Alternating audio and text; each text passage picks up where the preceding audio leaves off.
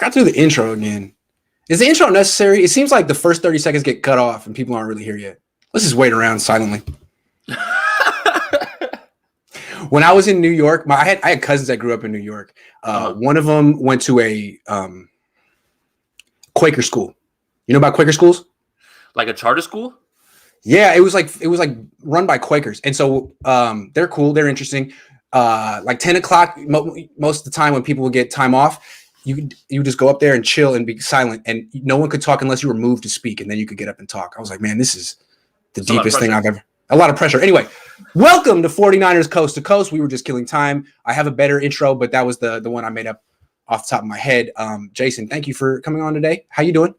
I'm good, Grant. Also, before we get started, I really wanted to point something out because I saw a lot of outpouring of people on Twitter, but I wanted to tell you to your face on this stream, the coolest thing that you've done is have those kids on that stream. Absolutely. And I'm going to tell you why. As a 12-year-old in those kids, let's say, shoes, I used to write articles for my dad whenever he used to miss games. This is always something I always wanted to do. Obviously, there was no YouTube when I was 12 years old, but for those kids, that must have been like the greatest thrill, honestly. And you continue to make things happen for people and including those kids. It was one of the coolest things I saw, honestly. So I wanted to make sure that you got your props on here. I wanted to make sure I told you to your face because that was awesome, man. It was so great.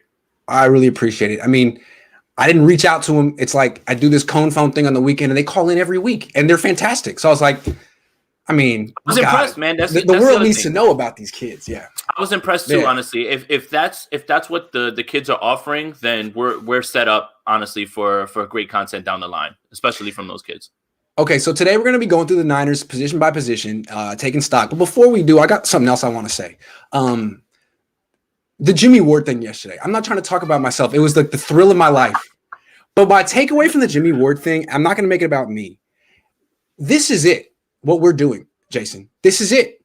This is it. Like Jimmy watches, the players watch. This is the medium.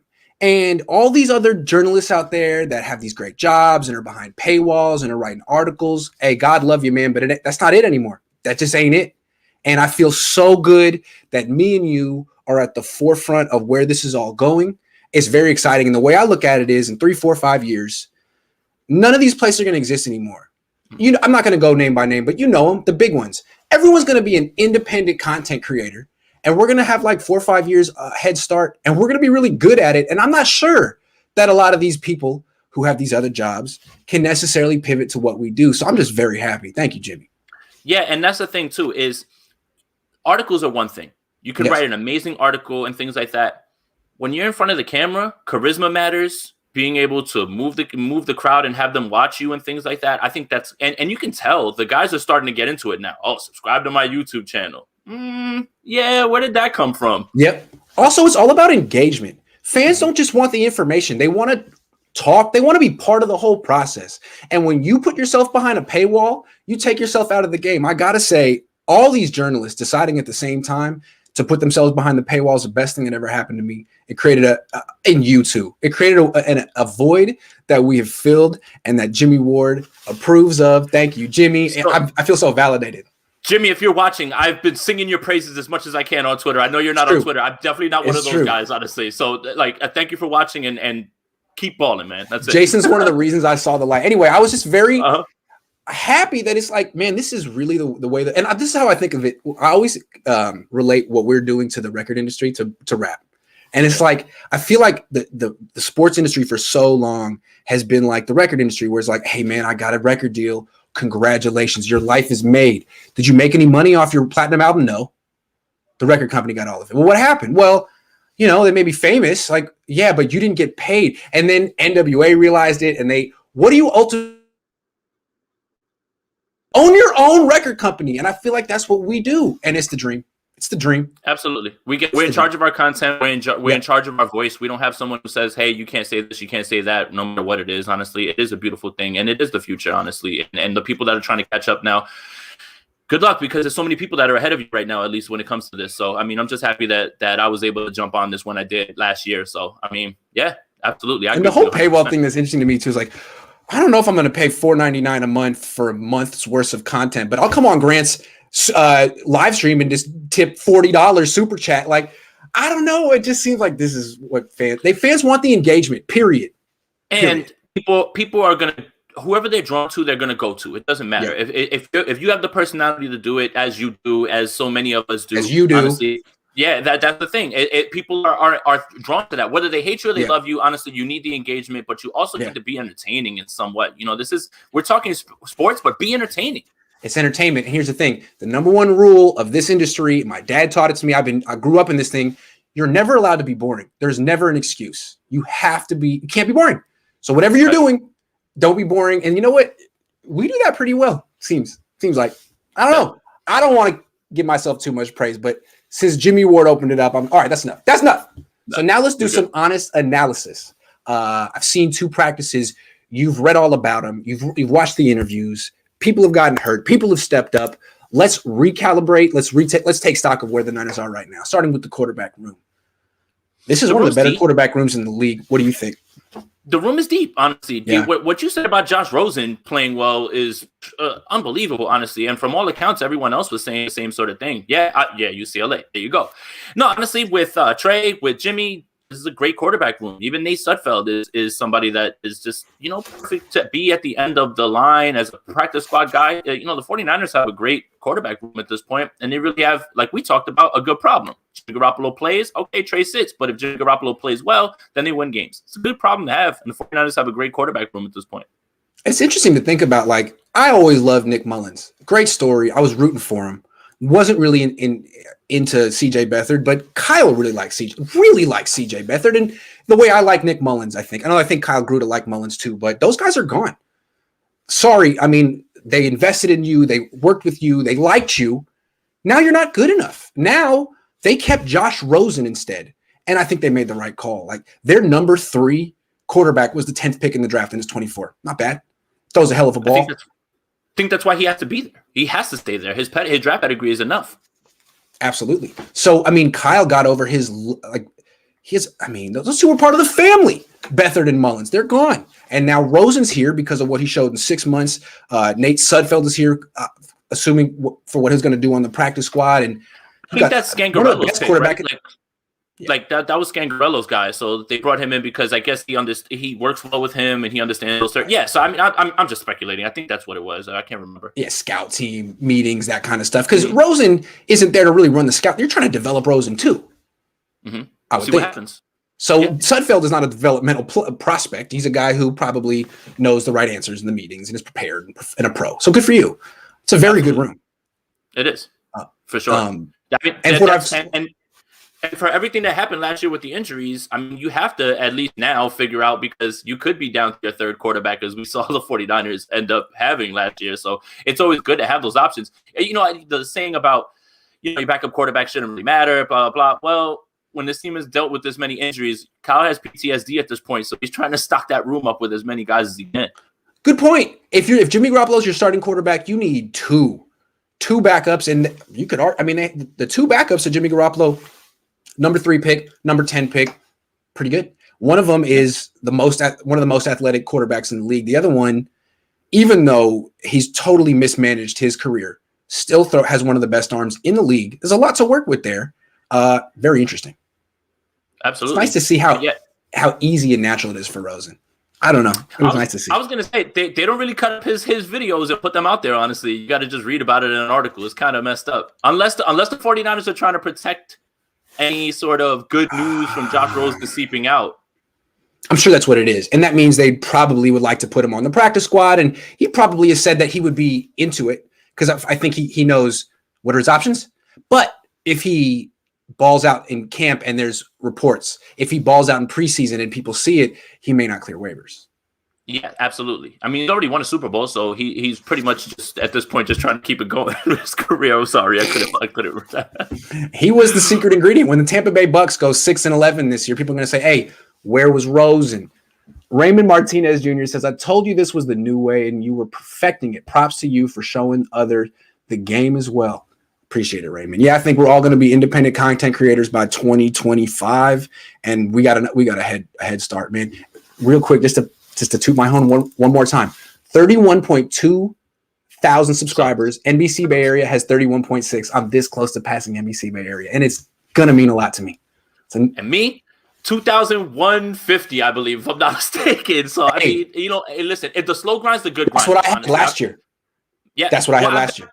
I've got day one people who literally have watched me build this channel up from zero all the way there. Honestly, they're always tuned into all the same shows. They're always donating. Honestly, it's a beautiful thing. I'm good with the slow grind, honestly. And once the season starts, it's going to get better. That's what I had for 9.5 years. And honestly, it's cool having 100 followers. If you engage with them if you have 100 followers and you engage with them, they'll tell their friends and you will slowly grow. That's what I did. I mean, I used to do hot mic and 3 people would listen. It was like East Bay Chris, Steve in Australia, and maybe one more dude. And you just interact with people and be like, you know what? Grant listens. Grant involves you. You should watch this guy. He's interesting. Word of mouth. It works. I just want to talk about journalism the whole time. Steven Hernandez says Rosen is a legit diamond in the rough. He played with Arizona Dolphins with 0 O-line. He's now got a great team to shine with. Lance benefits. Well, we talked about it. We talked about it. He's the case study for how quarterbacks are evaluated now.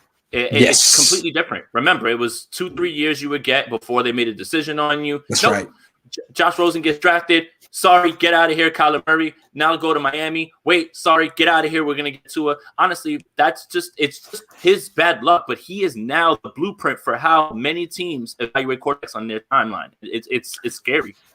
Same thing happened to Dwayne Haskins, right? I mean, for different reasons, but if you don't show something by 23, it could be over for you, man. That team could just replace you the next year.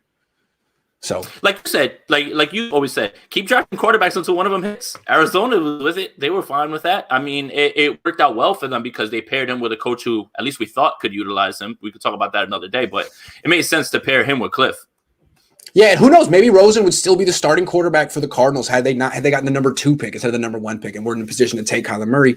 But they made the right call. Sorry, Josh. It just seems interesting that he's in a place where he can slowly put his career back together. I don't know. All right, let's talk running backs.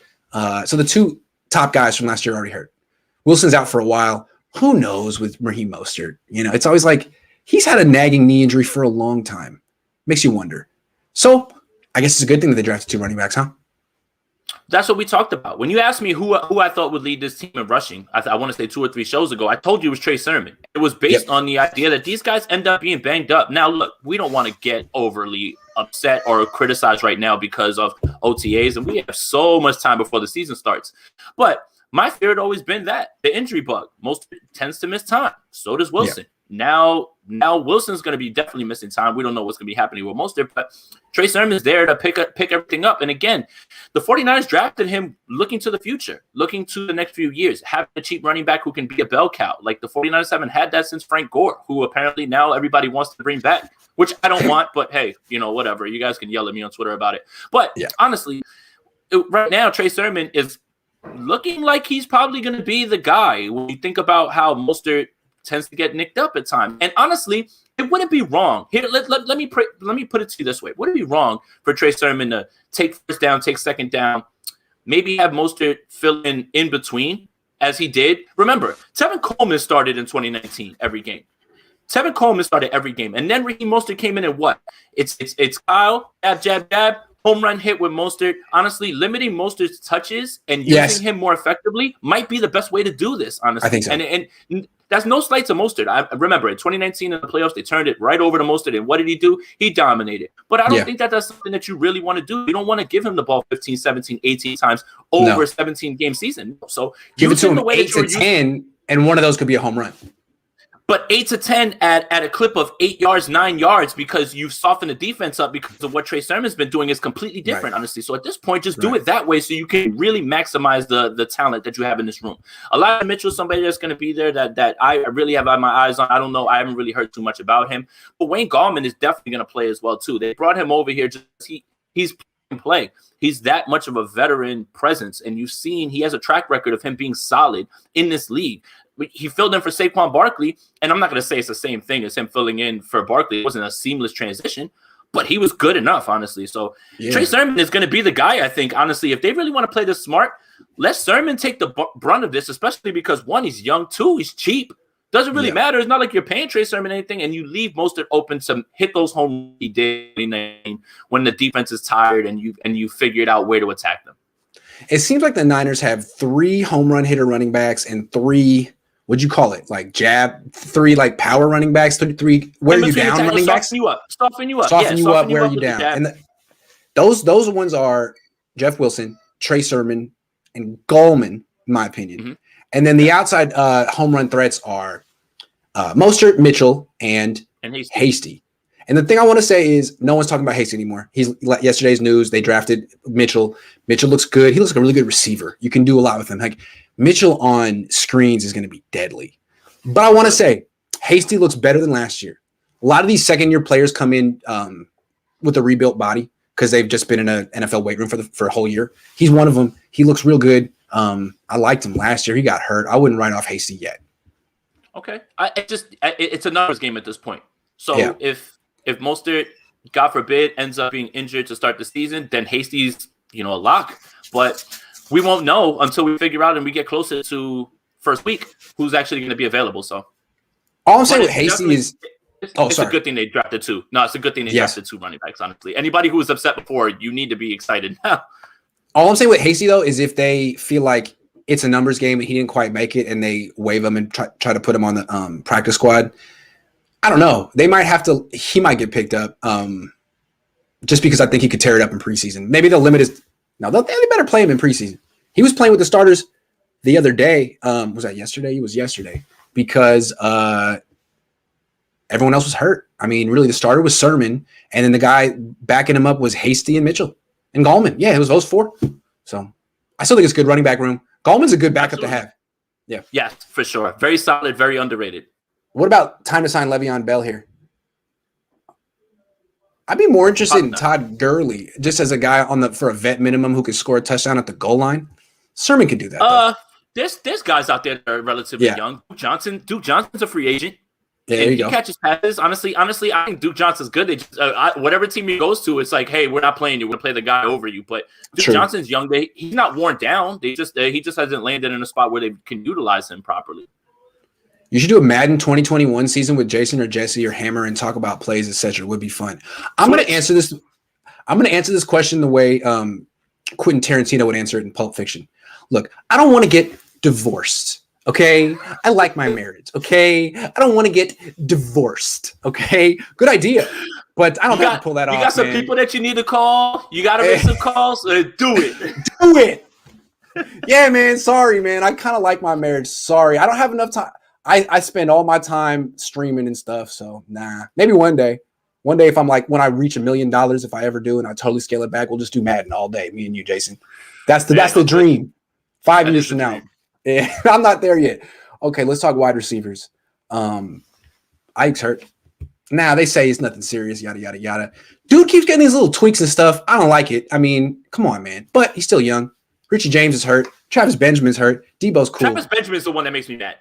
That makes me really mad. So you haven't played in like 8 years, man. Get it together. Man, what are you doing here anyway? Like, So wait a minute. So all right, not to pile on Travis Benjamin, but 32 for him means he's really 38. That's not 32 Julio. Okay, no. 38-year-old Travis Benjamin opts out last year for COVID. Not gonna make fun of him about that. Okay, take care of your family. You haven't done a thing, and you're hurt again. What on earth? Yeah. You should be the freshest guy out there. You should be dusting everyone. No, seriously, in all seriousness right now.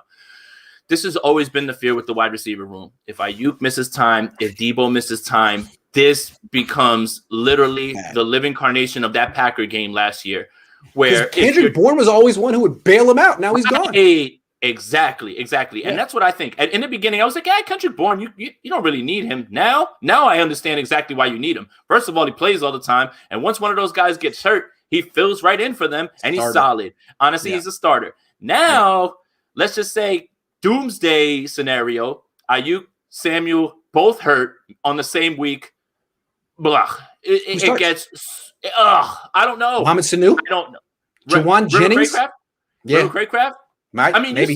You said that Sanu's coming for that spot. I think he smells blood in the water as far as like an open spot. That's what it looked like yesterday, man. I haven't seen a veteran play that hard in an OTA in a long time. It looked like he's like, I got this. All I got to do is put together like 3 good days, and I got this. Yeah, I mean, but that's the thing. It's look, no disrespect to him, no disrespect to any of those guys. They're all NFL players. It gets super hairy if any of these guys miss any time, and that's why me advocating for a wide receiver not named Julio Jones, because again, I still don't think that that's going to happen. A solid name like Golden Tate, like any of those guys, you just need somebody who can play football and is solid and is reliable. If you want to go into a week, let's just say Seattle week comes along, and both of those guys are hurt. Now you're looking at starting Craycraft, Jalen Hurd if he's even there, Jawan Jennings. Who knows? God, this wide receiver room is very, very scary once you pass the first two guys. Honestly, and we haven't mentioned Jalen Hurd, 3rd round pick 2 years ago, has earned $2.2 million from the franchise. Hasn't stepped on the field really. If he could do something, great, but he's still not practicing. He tore his ACL almost a year ago. I don't know about him. I mean, should fans still hold out hope for him? Well, they should, because it seems like these guys are going to give him every opportunity. And you have to remember, because the team is. Yeah. Exactly. When you invest a 3rd round pick, you're not just going to kick the guy to the side, honestly. So should the fans expect anything? No. You got to give him money for 4 years. What are you going to do? Absolutely. Yeah. So it's all trying to fetch happen. They try to make it happen. Make it happen. They're going to try to force him in there and get him in there because of the draft capital invested. And you also see the fit. It's not like the guy, if he's healthy, can't contribute. He could really be the X factor in this offense and really, really open some things up, especially when you consider Kyle's positionless football. So should you expect anything? No, but the 49ers are going to try to make that happen, especially now when they're already dealing with, all right, Ayuk's already injured. Debo missed practice because I think somebody knocked his window out of his car or whatever at valet at the mall or something like that. Yeah, I saw that on his IG story. Yeah, so I don't know if he just went to go get his window fixed. Because I didn't see him yesterday either, but they didn't say he was hurt, so I figured. It was personal reasons. Yeah, so I'm guessing he probably just went to get his window fixed on his car. He missed practice to get his window fixed. He couldn't delegate that. He didn't have an assistant. Come on, dog. I don't know if it's that. I'm just saying. I just know the day before. I know the day before on his IG. He's like, come on, man, I can't even valet my car right now, and it got smashed. He valeted the car, and they smashed his window on the passenger side. Maybe the valet did it. Maybe the valet was a Seahawks fan. Is Be careful out there, Debo. Is Santa Clara? Is there a hood Santa Clara? No, dude. Santa Clara is all strip mall, man. It's just one strip mall and then another strip mall. So I don't know where he was. He was in Santa Clara? Why? I guess. I mean, I don't know. I mean, he had to get ready for practice the next day, but that's what I saw. Anyway, I mean, honestly, when it comes down to this, the 49ers. Oh, he said he was in at the mall in San Jose. Oh, yeah, San Jose is a whole different thing. San Jose is a big city with where anything goes. Yeah. Okay. So anyway, what I want to say real quick, to not be totally negative, Jawan Jennings is playing well, but he's a slot receiver. Sanu playing well, slot receiver. If any of these other outside receivers get hurt, who steps up? They can't win on the outside. Yeah, I don't know. They don't have guys that can win on the outside like that. Honestly, it's just they would have to start getting elaborate with how they use George Kittle and start using him more as it all boils down when people ask about the package they use. There's so much of it was just about who was just healthy and available. Honestly, so when you point to data points of they ran 3 wide receiver sets here and there. How many times did they have those guys all together in a game? Maybe once, twice, 3 times last year. So it's really tough to gauge how they intend to do all of this. When last year it was more about, all right, who's healthy? Well, let's just play whoever's healthy, and instead of going with your ideal personnel groups. That's right. To put a bow on this topic, B Money with a lot of numbers. Do you need the numbers? I mean, you're the only B Money, right? I'm just saying. How much will we miss Kendrick Bourne this season? I mean. A lot. That's a good question. A lot. Again, when he was a free agent, I wasn't exactly banging the table saying you have to bring this guy back. But when we really start to sit back and think about how he contributed, it was when guys went down. It was when he was pressed into duty that he was solid. And now you don't have that safety blanket anymore. Do you think that Richie James can do what Kendrick Bourne does on 3rd down and in the red zone? No.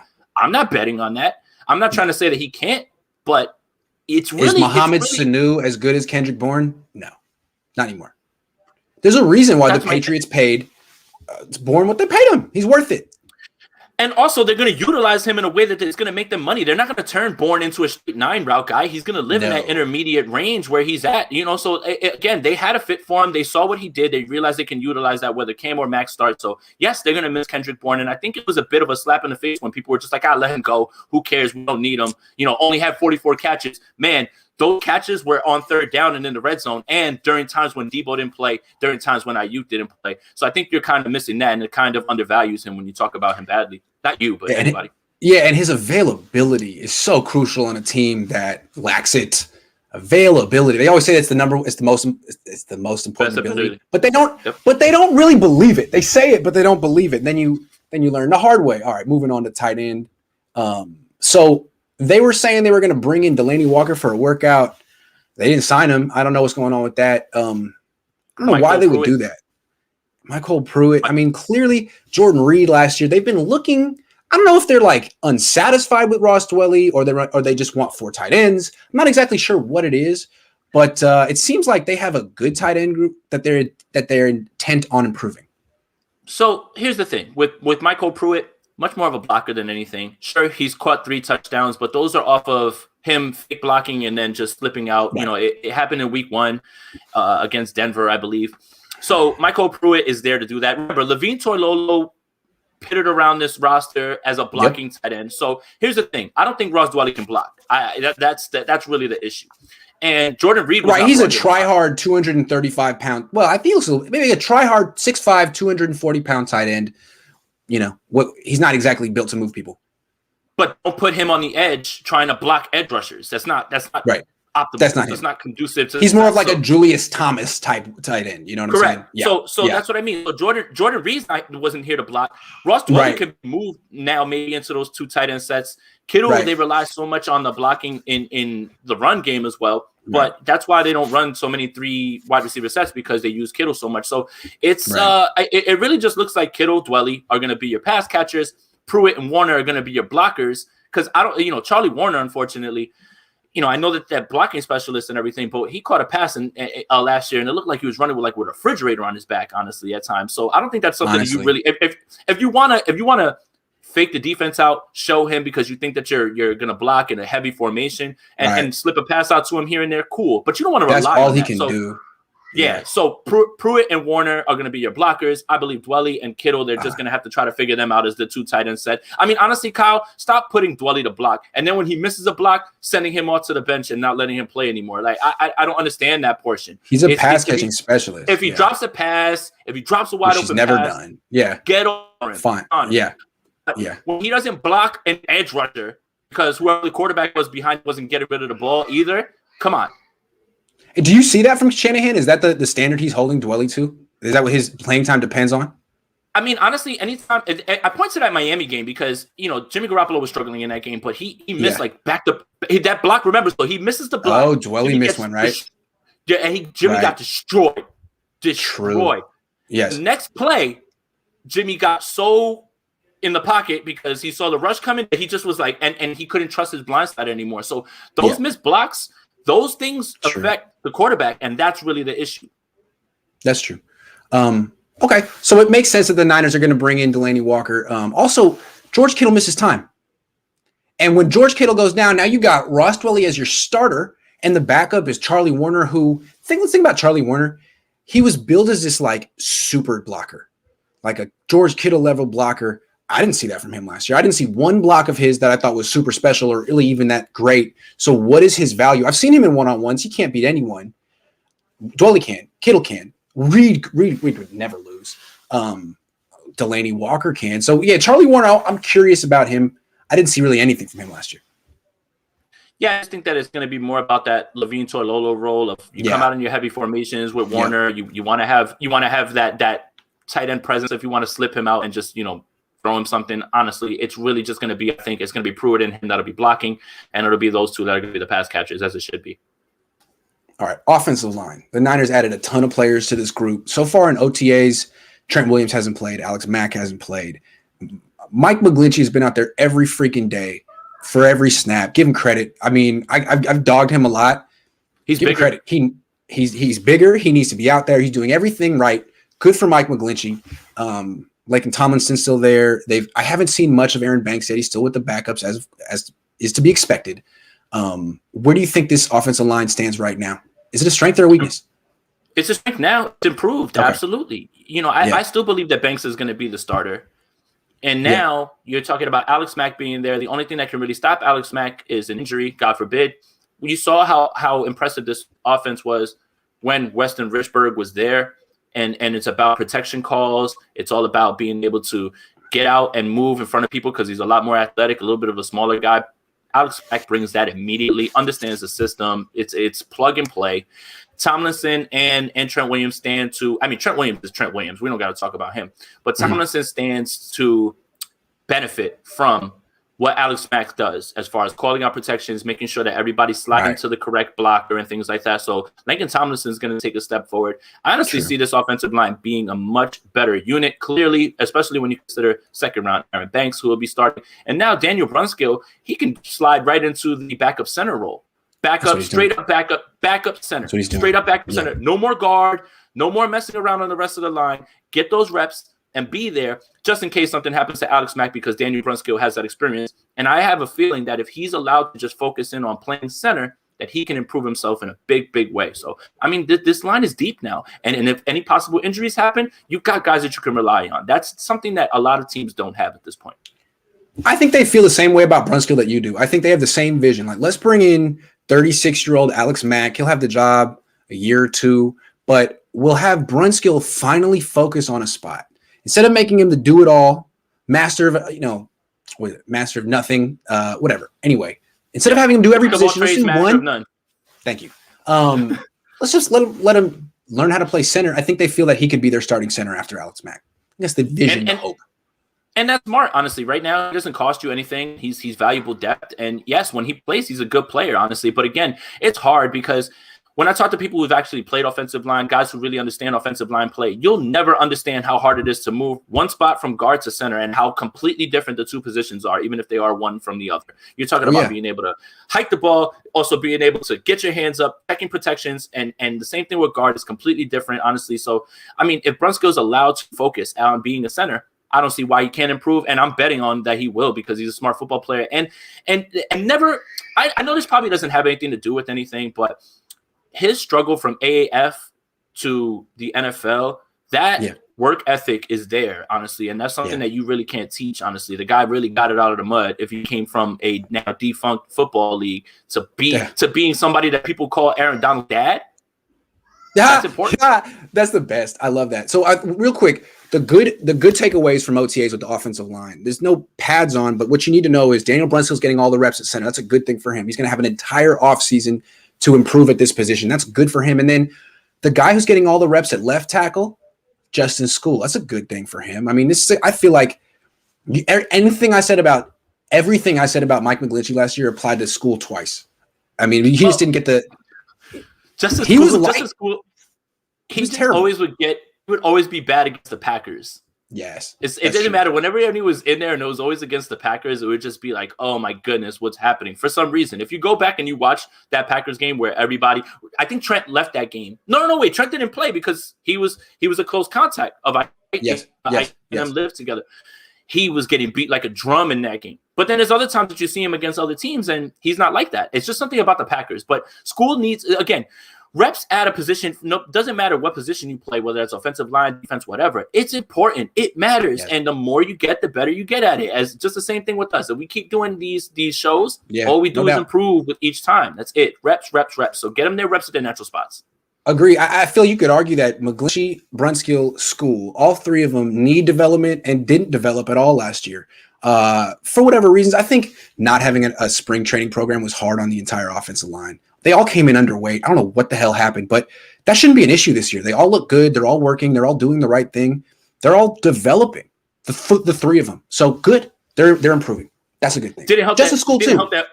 Did it help that Grasu was the week one starter at center, against Arizona? That was terrible. People forget. Yeah, that's what I mean. They had faith in Garland. He went down right away with the high ankle sprain in training camp, and the season was like, we talk about sometimes we'll do a discussion. Who's the one player this team can't afford to lose? Last year it was freaking Ben Garland, and he went down immediately. Yeah, very interesting. It's the center. That's how important it is, honestly. And you know when it's bad because you never notice a center being bad. If he starts to be bad, then it's even worse than you thought. Honestly, that's true. Centers go unnoticed. And so maybe it's smart that they're not playing Alex Mack. Like, what does he need to prove? He's 36 years old. Nothing. He can wake up. He knows wake him up. wake him up the day of week 1 and put him in. That's it. Like Kyle needs to do more of that stuff, man. He's getting way too many players hurt in practice, dude. I think the next step for you as a head coach is get less players hurt in practice. And the fact that Alex Mack isn't playing, A+. A+. All right, let's go defensive line.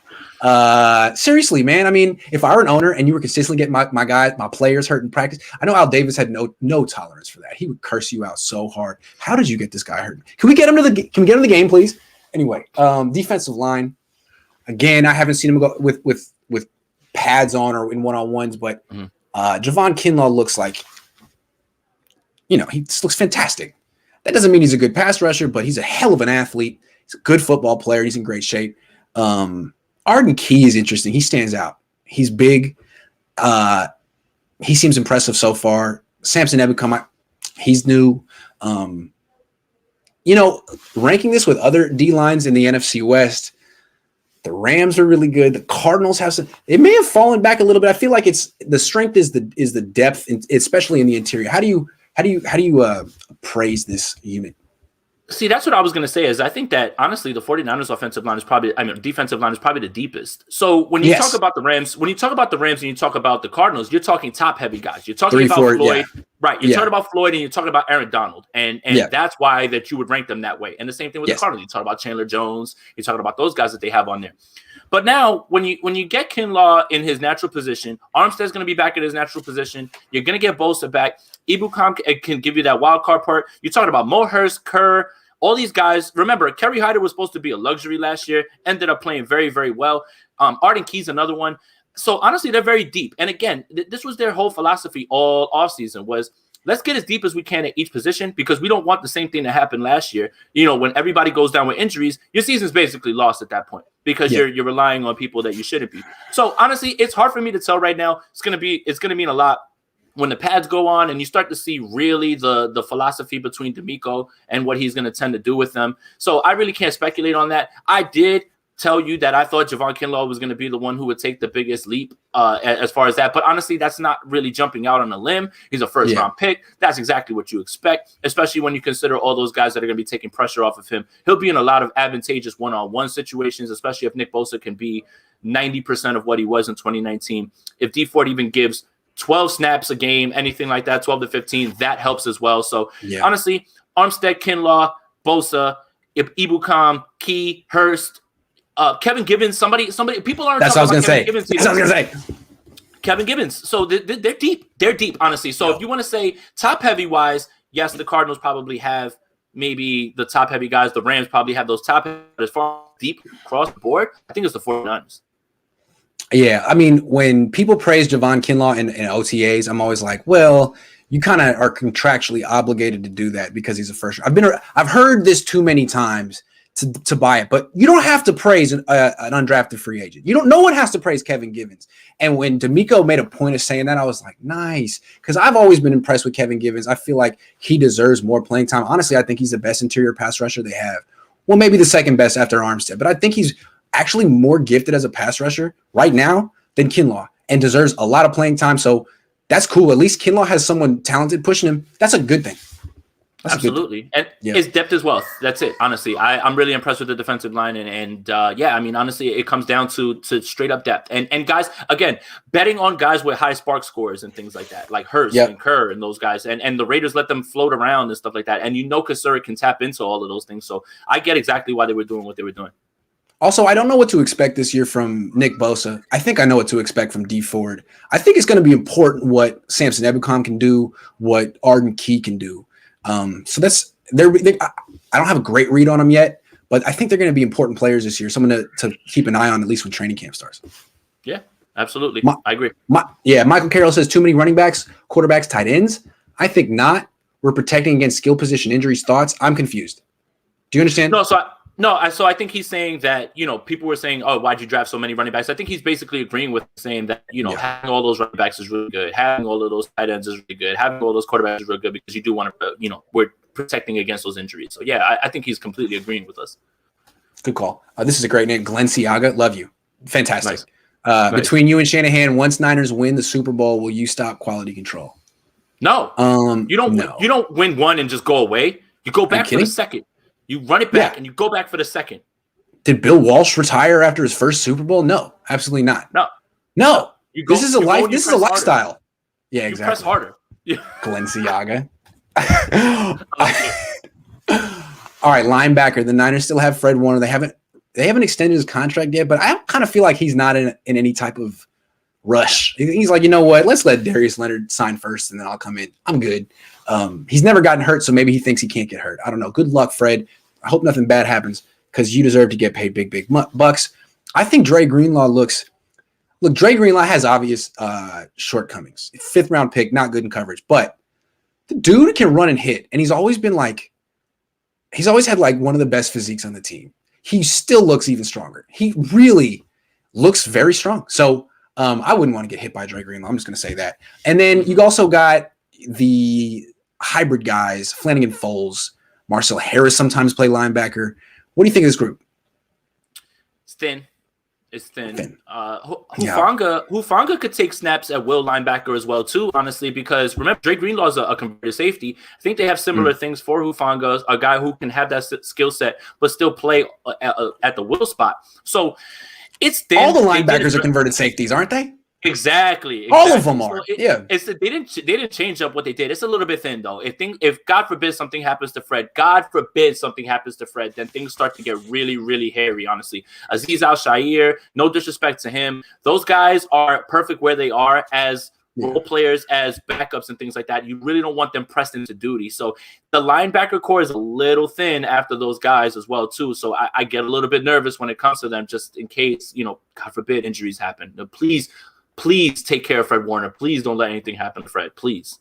Yeah, I'm excited for preseason to see some of these projects because Robert Saleh is one of the best at developing linebackers. These are his guys, and I think D'Amico Ryans is probably pretty good too. I want to see what Demetrius Flanagan Foles can do. They love that guy, and they love Azeez Al-Shaair. Yeah, well, Nathan Jerry has an Achilles injury. He may not be back for a while. I wasn't trying to play him, but I wasn't really big on that signing anyway. But hey, Azeez Al-Shaair looks yoked. That's a scientific term. He looks yoked. I'm curious to see what he can do. I don't expect him to be good in coverage again, but he looks like he could run a hit again. Similar to Greenlaw, very similar to Greenlaw. So. I think really a lot of the shortcomings come from sometimes bad angles at times with the linebackers. And I'm not talking just about Quan. You can look at the Seattle game in Seattle. Dre Greenlaw takes a horrible angle on the DK Metcalf over route. And then what does he do? He just runs by him for a touchdown. Like those sort of things got to get cleaned up. So, I mean, it just gets a little thin after him. Yep. Absolutely. Chris Royal says Grant is the greatest quality control of all time. Grossly underpaid. Get it together, Niners. You guys pay for Niners quality control. The Niners don't pay for their own quality control. You guys are paying to make sure that it's a very dedicated fan base. They just want to win, man. That's right. All right, let's talk safety. Some of these players are hybrid safety linebackers. We talked to Fanga, Marcel Harris. I actually think another guy who would be such a good linebacker in the right situation is Jaquiski Tartt. That's how they use him as a rookie. He's so good in coverage. So good in coverage. I'd like to see them use him that way on third down. But he's hurt right now. I'm trying to take stock, what we've learned, what's new at this position, basically. What's new is that Tartt's still recovering. He's going to be back for training camp. In the meantime, the starters are Tavarius Moore and Jimmy Ward. And Tavarius Moore's in a contract year. He's always been a better athlete than a football player, but he's getting an entire offseason with the starters. And he's always very good in practice. It's the tackling thing that can get him. He's almost like the Mike McGlinchey of the defense. It's just that one play. It's just that one play. You know what I mean? What you're worried about with Tavarius Moore. Right, with the tackling, that is an issue, but I really think that the issue is more the coverage bust at times too, as well. It's really, really evident, especially when you go back to the Arizona game, and there's times, or the Buffalo game in Arizona. That's the one, not the Arizona game, the Buffalo game in Arizona. So many guys just running wide open. Cole Beasley was boogieing by himself, completely his. You can tell that's stuff that he really needs to clean up. We know the gifts are there. He can close in, he can close out. That's why they allow him to roam the box. They allow him to be there because he can get back and he can get up for tackles. The problem is if you're giving up those plays that Jimmy Ward and Tartt were not giving up in those spots because they're so sound, fundamentally in the scheme, then it becomes more of an issue. What's the point of all those athletic gifts if you can't execute the offense in the proper way. So Tavares Moore has a lot to prove at this point. Again, contract year, same with Marcel Harris. Both of those guys could not be on the roster next year. It's very possible. And the same thing with Tart. Tart's got a 1-year deal, honestly. So, I mean, it's really, really like they're fine as far as their depth because they've got guys that they played in big spots. Tavares Moore played in the damn Super Bowl. So they've got guys that they can rely on there. But it's going forward. What's going to happen next year? What's going to happen next year if you can't bring back Moore? If you can't bring back Harris, Tart goes somewhere else. That's the thing. Like, let's just say, hypothetically, Tart plays 15 games this year, and he plays at a high level. He could walk and go get paid, and he should. Honestly. Yeah. So it's a lot of what's going to happen next year. This year, this team is fine. I think they have enough to withstand it. Hufanga could still go back there and play for a little bit as well, too, especially the way that they use him. It's almost positionless. The same thing. That's why when people talk to me about Jimmy Ward at the free safety spot and Tart at the strong safety spot, man, they just flip them back and forth, honestly, when they do too high. It's not really that big of a deal. So that's how versatile they both are. So I think they're fine in safety, honestly. Last Second Sports says Obi Melifonwu. They cut him. He's gone. But let's talk about some of their depth. I've liked Jared Maiden. I think he's interesting. They may keep him on the practice squad, but he's someone to keep in mind. Also, they have a cornerback named Mark Fields who wears 25. So I don't think Richard Sherman's coming back. Just wanted to throw that out there. Also, Tavon Wilson, he gave up a long catch to George Kittle the other day, but he has a pick. He's a veteran who might make the team or be a vet practice squad guy. Who else? Kai Nakua is a guy who's been special teamer. I don't think he makes it to the I don't think he makes it though to the roster, honestly. So when you're talking about guys that you can rely on, I think that they're fine, honestly. Okay, last topic, cornerback. So let me tell you what I've heard a little bit. Well, let me tell you what I've seen. Yesterday was tough because when they're 70 yards away, you got to watch your binoculars. And with binoculars, you can't see all 22. You're watching the ball, which sucks. Usually you can watch all 22. So anyway, couldn't really tell you. But we talked to Jason Verrett, and he gave his rundown. And what I thought was really interesting was he gushed over Diamador Lenore. He was like, man, this guy's really good. His press technique's terrific. And his praise of Ambry Thomas was tepid at best. Yeah, a little bit like that. So that was one takeaway. Jason Verrett looks terrific. He's healthy. He doesn't even want to talk about injuries. I was about to say, don't bring up injuries at all to him. Yeah, he was. My question was, when was the last time you felt this healthy beginning of June? Thankfully, someone else went first, asked the injury question. He said that. I unraised my hand. I was like, never mind. Done. I was like, I got no questions for you then. All right. My bad. So, yeah, he looks good. It was interesting for him to praise Diamador. And I think what's going on is the Niners are going to be pressing more this year, not just lining up in press alignment. They're going to be getting hands on receivers. That's an interesting wrinkle. I hate to keep patting myself on the back, but when you asked me about what DeMeco Ryans was going to do, he talked about fast blitzing, all those things, press, because when you look at who they drafted, you draft Ambry Thomas to be a press guy.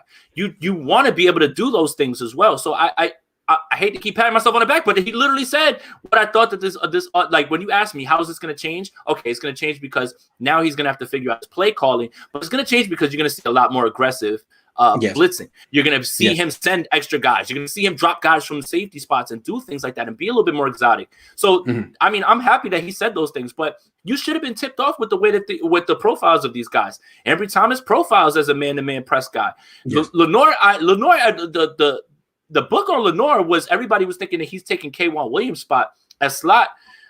If he's out there, why would you throw him in the slot, honestly, at this point? Right. So it's he hasn't been in the slot yet. He hasn't been in the slot. He's been outside. And the thing about it's going to be interesting to see the development. It's going to be interesting to see their development. That's how I just wanted to end it there. Yeah, I think they're interesting. They're kind of like yin and yang. They're opposites. Diamador is very good at pressing.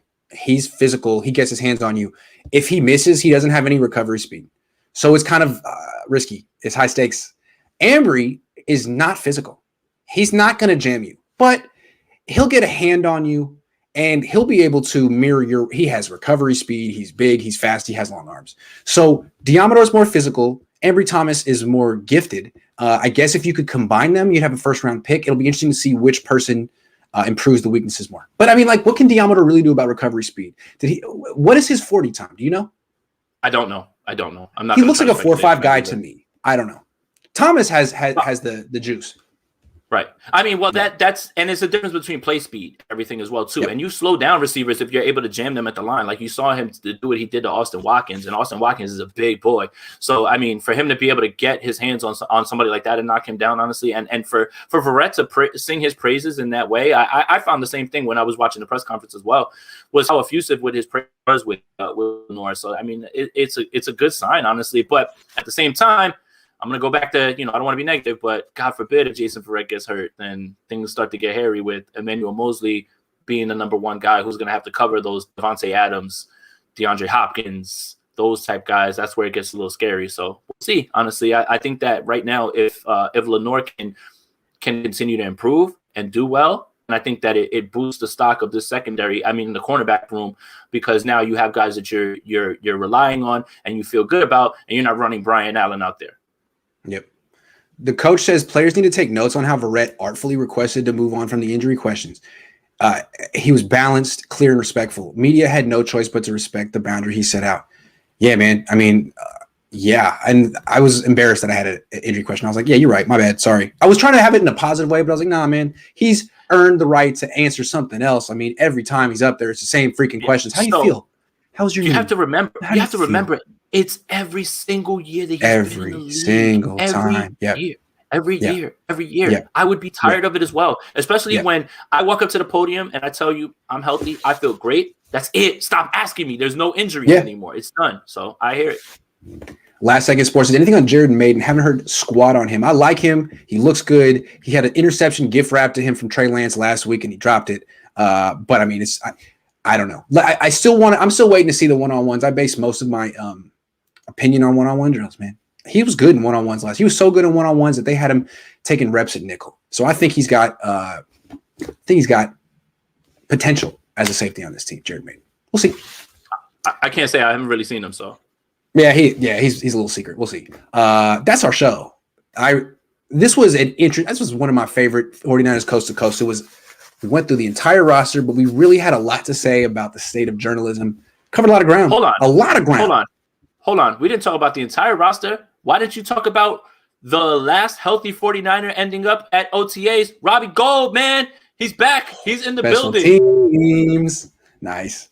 Hey, don't roll your eyes. I'm trying to get Robbie Gould on my channel. I like Robbie Gould. He's hilarious. I'm sorry, Robbie. Jump on Grant Show. I'm sorry. Robbie's got a little bit. He's got a sarcastic sense of humor I like.